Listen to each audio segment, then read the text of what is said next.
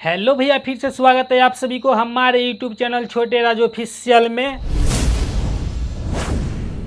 तो चलिए भैया, आज जो हम लेकर आए हैं छठ पूजा का FLP project and no voice song.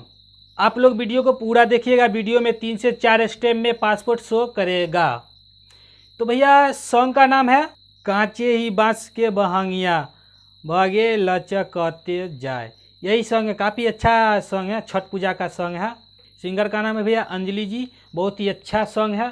तो भैया आप लोग जो है वीडियो को पूरा देखिएगा। वीडियो में 3 से 4 स्टेप में आप लोगों को पासपोर्ट शो करेगा।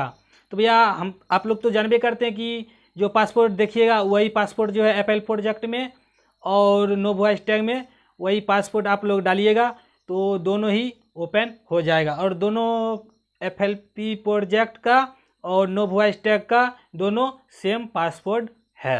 अगर भैया आप हमारे चैनल पर अभी नए हैं तो प्लीज़ आप भी मेरे चैनल को सब्सक्राइब कर लीजिएगा और बेल आइकन घंटी को ऑल कर दीजिएगा। तो चलिए भैया, हम देर न करते हुए हम अपने कंप्यूटर स्क्रीन पे चलते